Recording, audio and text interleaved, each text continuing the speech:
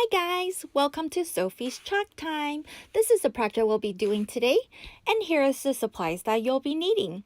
So we need the normal squeegee, the multi-tool for small spaces, the vintage truck transfer, and that's the winter add-on with all the extra stuff that you could put on top of the truck.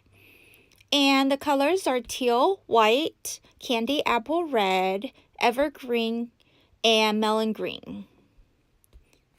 So after you cut out your pieces and place it on the board so you can see where you want everything to be.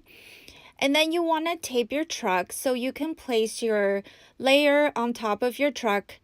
You know where to paste that layer on there. And so the trick is to make sure you fuzz when it's a brand new transfer so it's not too sticky. And then you'll place it where you want that layer to be. And remove that truck, and ta-da! That's where you want your plaid to be. So we're doing the black white buffalo in this picture, and so all we have to do is put white paste on, and so lather it on really well, and then remove all the excess, and you'll see the reveal. Wowza! Look at it! How beautiful is that? To speed up the drying process, you can use a blow dryer on cool setting. That will help to speed it up instead of waiting the full 15 minutes. And then just make sure you label each of your backing for your transfers. That way when you wash them and they're all clean and dried, you know which one to put them back on. That just to make your life a lot easier. And so now we're ready to put the truck on there.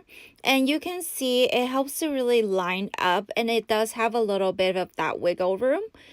So no matter what, it'll just look beautiful. And so in this case, we're using the teal for the truck and scraping off all the excess. And then we'll see the reveal in just a second. Ta-da! Look how beautiful it is with that buffalo plaid. Again, you can speed up that drying process with the blow dryer. And there was that little spot from the chalk on the left top hand corner. It's so easy to remove with just simply a baby wipe. And now we're ready to do the tree. So as you can see, there's the 1, 2, and 3. It tells you which layer's which. We're doing the base layer.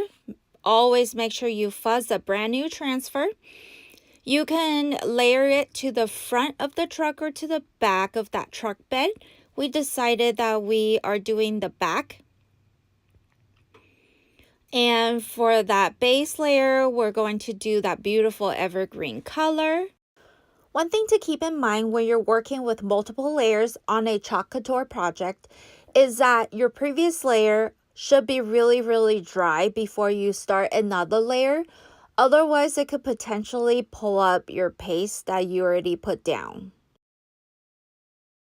The wreath is from the Happy Camper add-on, which is a different transfer. And I love that because Chalk Couture has, you can do bits and pieces from different transfers and make your own creation. I've seen a lot of people come up with really cool and creative stuff.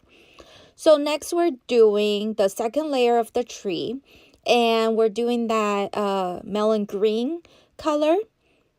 So after you fuzz it and you place it on your tree, and there's those little markers, I don't know if you can see, but they help to line up your transfer when you're doing multiple layers. But also you can simply just by looking at the surface, if you see that it's all green or whatever color that you're doing, that means it's lined up perfectly. If you see your surface background, so in this case the chalkboard, that means you need to reline up. And after you're applying that melon green color, scraping off the excess, you'll see that cute little layering for some dimension. For the third layer on the tree, we're doing that little bit of snow in white and also adding that ultra fine glitter for the extra shazam, as you might say, onto the picture for a little dimension. And so again, you can use those two markers that's on the transfer, or you can simply place it. And if you see that melon green that we just did, that means they have lined up perfectly. Applying the white paste on there. Slowly removing that transfer, and right before it dries, add that glitter on there and let it sit for a little bit until it dries. And then we're adding that cute little red bow on the wreath. We're also adding that ultra fine. Make sure it's ultra fine when you're using glitter. Otherwise, it'll just make a mess and go everywhere. Again, right as you pull up the transfer, sprinkle that glitter all over. Next, we're doing the Pine Creek Tree Farm at the top of the picture. And after you position where you want it to be, we have cut one standard size squeegee into two smaller pieces for the area that we're working with.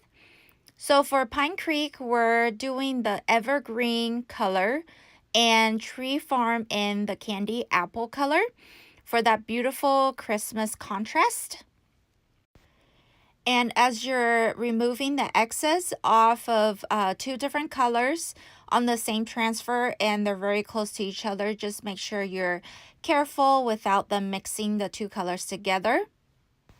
Next, we're doing the little established 1950 font for that cute vintage look, and we're doing that in white.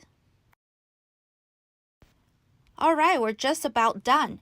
So last but not least, we have the complimentary apple cider hot cocoa font at the bottom of the picture.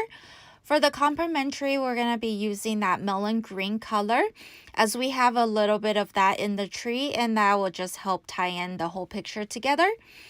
And the apple cider hot cocoa font, we're doing that candy apple red for that nice bold contrast. Again, just making sure you're careful to not have that two colors mixed together. All right, we're almost done. Ta-da! How cute and easy is that? Can you believe it? If you enjoyed this video, please give me a like or share, and I will be making some more. Thank you so much for watching.